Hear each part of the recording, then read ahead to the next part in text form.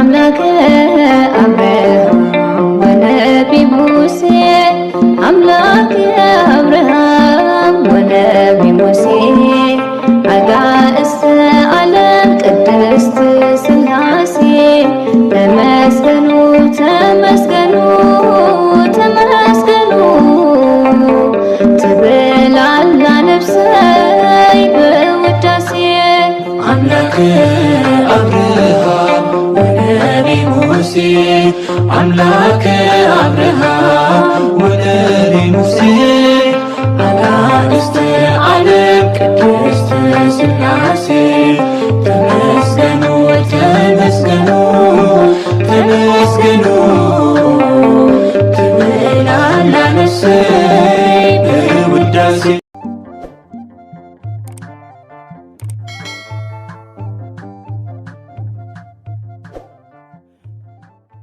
باسم سلاسي باسم آب وولد ومنفس قدوس أحد أملاك آمين سلام እግዚአብሔር አምላክ መስኩላትኩም ይሆን ህዝበ ክርስቲያን ከመይ ሓዲርኩም አነ እግዚአብሔር ይመስገን ክብሩ ይስፋሕ መድኃኔ ዓለም ክርስቶስ ልዑል እግዚአብሔር አምላኽና ክሳብ ሰዓት እዚኣ እትጸንሕ እስትንፋስ ዓዲሉ ብጸጋን ብጥዕናን ስለዝዓቀበናን ዘጽንሐናን ክብርን ምስጋናን አምልኮን ውዳሴን ንዘላለም ንዑ ይኹኖ ከምኡውን ነተረረተ ሊና ቅድስተ ቅዱሳን ንጽህተ ንጽሃን ወላዲተ አምላክ ወላዲተ ቃል ዝኾነት ቅድስቲ ኪዳነ ምሕረት አደይ ወዳብ ዝሃባ ክብርን ምስጋናን ውዳሴን ይብጽሐያ ከምኡውን ንኹሎም ቅዱሳና እግዚአብሔር አምላኽና ብዝሃቦም ክብርን ቃል ኪዳንን ከከም ማዕርጎም ክብርን ምስጋናን ንዕኦም ይኹን አሜን ለይኩን 25 ሕዳር ዝንበብ ዝጽለ ስንክሳር ብሰምዕ ዘንብብ ፍቕሪ ጎይታ ኣብ ልቡ ይዕንብብ ሓለዋን ጸሎትን ናይ ቅዱሳን ድማ ይረክብ ذكر ጻድቅ ለዓለም ይህሉ ዝኽሪ ናይ ጻድቅ ንዓለም ይዝነብር አሜን 25 ሕዳር ዓመታዊ ክብረ በዓል ናይ ቅዱስ መርቆሬዎስ ሰማዕት እዩ እንኳዕ ናብዚ ክብረ በዓል ብሰላም ኣብጽሐኩም ኣብጽሐና አሜን ሰላም ለከ መርቆሬዎስ ዘሮም መስተጽነ ፈረስ ጸሊም أما عنددو تحتك ولد مرقم أمقصوف أبالك أنت وهزادم عرأي زنام بزو أطفال فهم يبيل بركة يحضرنا سقدسا سبارخا بروح معلتي كبرلنا بركة رديئة نايكدس مرقريوس سماعت مسكولاتنا يخون بسم أب وولد ومنفس قدس أحد أملاك آمين እንኳዕ ናብ ዓቢ ሰማዕት ቅዱስ መርቆሬዎስ ፒሉፓዴር ዓመታዊ ናይ ዕረፍቲ በዓል ብሰላም ኣብጽሐኩም ኣብጽሐና ቅዱስ መርቆሬዎስ ሃያል ንክርስትና ሃይማኖት ዝኽፈል ዓቢ ዋጋ ሰማዕትነት ስለ ዝኾነ ቤተ ክርስቲያን ንሰማዕታት ፍሉይ ክብሪ ኣለዋ ካብ ኮከብ ከም ዝበልጽ ካብ ኩሎም ሰማዕታት ድማ ቅዱስ ጊዮርጊስን ቅዱስ መርቆሬዎስን ዝኣምሰሉ ክብሮም ብጣዕሚ ዝዓበየ እዩ ንቅዱስ መርቆሬዎስ ብዙሕ ግዜ ሊቃውንቲ ካልኣይ ሊቀ ሰማዕታት ክብሊ ገልጽዎ ጥንተ ነገሩኸ ከመይ እዩ እንተበልና ኣብ ከባቢ መጨረሽታ 200 ክፍለ ዘመን ካብ ግዝኣት ሮም ኣብ ሓደ ኣስሌጥ ምስ ኣቦኡን ሰበይቱን ዝነብር ኣሮስ ዝብልዎ ሰብ ይነብር ነበረ ሰበይቱ ጽባቐ ገጻ ዝሰመረላ ንሱ እውን ቅንዕና ዘሎ እኳ እንተኾኑ ዘምልኽዎ ግን ንጣዖት ነበረ ሓደ መዓልቲ ኣሮስ ንሰበይቱ ኣብ ቤት ገዲፍዋ ንሃድን ምስ ኣቦኡ ወፀ ከም ልማዶም ድማ መጽመዲኦም ኣስተኻኺሎም ተሓብኡ ናይቲ መጽመዲ ደወል ምስ ተቃጨለ እንስሳ ተታሒዝልና ኢሎም ምስ ጎየዩ ኣዒንቶም ዝረኣይዎ ነገር ብስምባደ ከም ዝፈዘዙ ገበሮም ክልተ ገጻተ ከለባት ኣብ ውሽጢ እቲ መጫወዳ ተታሒዞም ነበሩ እዚኣቶም ፍጡራን ሰባት እዮም ግን ብዘይተፈልጠ ናይ ተፈጥሮ ኣጋጣሚ ከምዚ ከም ዝኾኑ ይእመን ግን ብጣዕሚ ግዙፍ ካብ ክሳዶም ንላዕሊ ከም ከልቢ መዓንጠኦም ከም ሰብ ጉልበቶም ከም ኣንበሳ ክኸውን ከሎ ታሕተዋይ እግሮም ዝወዓየ ናይ ናሕሲ ሓፂን እዩ ዝመስል። እዞም ፍጡራን ሰማያዊ እንተዘይኮይኑ ምድራዊ ፍጡር ኣይክእሎምን እዩ። ንኣንበሳን ንብርን ከማን ከም ጨርቂ በጣጢሶም ይድርብይዎም ከም ዝነበሩ ይንገር። ዓይንቶም ከም እሳት ስለ ዝነድድ ዝነበረ ማንም ትኽ ኢሉ ክርእዮም ኣይክእልን። ምስጢሮም ዝፈልጦ ግን ዝፈጠሮም ኣምላኽ ጥራይ እዩ። ናብቲ ዝቐደመ ነገርና እሞ ንመለስ። አሮስ አቡኡን ኣብ ዝረኣይዎም ግዜ ሰንቢዶም ወደቑ። እቶም ገጻተ ከለባት ነቲ ናይ ሓፂን መጽመዲ ከም ፈትሊ በናጢሶም ንኣቦ አሮስ ብቕጽበት በልዕዎ። ንኣሮስ ክበልዕዎ ክብሉ ግን ሃንደበት ቅዱስ መልአኽ ወሪዱ ብእሳት ሰይፊ ሓጸሮም። ካብኡ ዝወፅእ ቅዱስ ፍሬ ስለ ዘሎ ከይትትንክፍዎ በሎም። ሽዑ ንሽዑ ድማ እቲ መልአኽ ነቲ ሓይሎም ኣጥፍኦ። በዚ ግዜ ክልቲኦም ናብ አሮስ መጺኦም ሰገድሉ። አሮስ ድማ ናብ ቤቱ ወሲዱ ሓቢኡ እቲ ዝኾነ ኩሉ ንሰበይቱ ነገራ። ቁሩብ ጸኒሓ ድማ እታ ሰበይቱ ጸነሰት ወለደት ድማ ንወዶም ፒሉፓደር ወይ ከዓኒ ፒሉፓተር ክብሉ ስም ኣውፅእሉ ንቅዱስ መርቆሬዎስ። ትርጉሙ ድማ መፍቀሬ ኣብ ማለት እዩ። ሽዑ አሮስ ንሰበይቱን ንወዱን ነቶም ክልተ ገጻተ ከለባትን ሒዙ ናብ ቤተ ክርስቲያን ከይዱ ተጠመቐ። ኣቦ ካህናት ንዕኡ ኖህ ንሰበይቱ ድማ ታቦት ንወዱ ድማ መርቆሬዎስ ክብሉ ሰየምዎም። መርቆሬዎስ ማለት ድማ ገብረ ኢየሱስ ክርስቶስ ኣገልጋሊ ናይ ኢየሱስ ክርስቶስ ከም ማለት እዩ። ድሕሪ ድማ ደስ እንዳበሎም ንክርስቶስ እናኣምለኹ ንነዳያን እናዘከሩ ንወዶም ንመርቆሬዎስ ኣዕበዩ።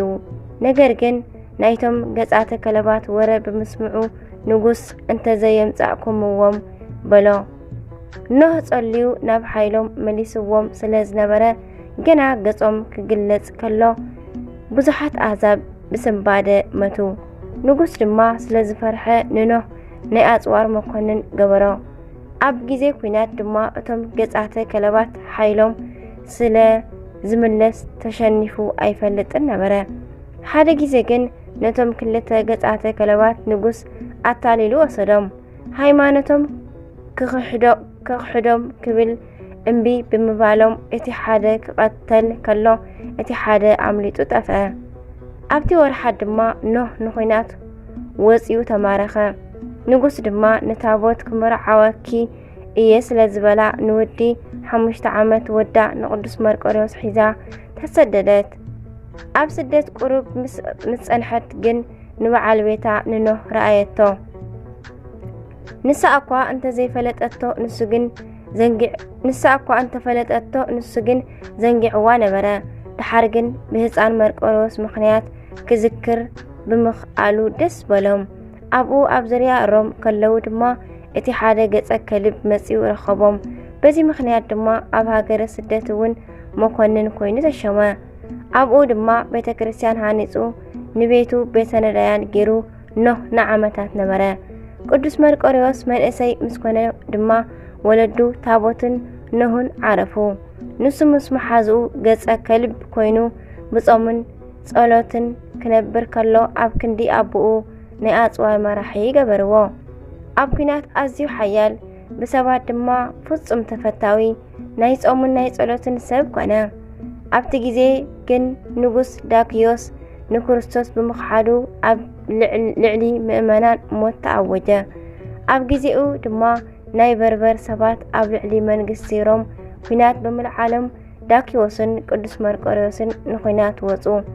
ነገር ግን ሰብ በርበር ብዙሓቶም ከም ሕፃ ፈሲሶም ንጉስ ምስ ረኣየ ሰንበደ። ብጽባሒቱ ቆጸራ ተተሒዙ ቅዱስ መርቆሬዎስ ምስ ጸለየ ቅዱስ ገብርኤል ወሪዱ ሴፍ ሃቦ። ንጽባሒቱ ድማ እንታይ ይሓይሽ ምስ ተባሃለ ቅዱስ መርቆሬዎስ ኣነ ባርያ ናይ ክርስቶስ ስለ ዝኾንኩ ንበይነይ ክወጾም እየ ምስ በለ ሰሓቕዎ። ንሱ ግን ኣብ ጸሊም ፈረሱ ምስኡ ዝዓበየ እዩ ተጻዒኑ ንሰብ በርበር ጽልኢ ይትረፍኩም ብሰላም ኪዱ እንተበሎም ተላገጽሉ። ኣብታ ግዜ ድማ ጸሎት ኣብጺሑ ናይቲ መልአኽ ሴፍ ምስ መዘዞ እቶም ብዙሓት ወደቑ። ካብቶም ሰበርበር ድማ ንወረ ነገር እኳ ዝተረፈ ኣይነበረን። እቲ ነገር አብሮም ምስተሰምዐ ዓቢ ሐሴት ኮነ።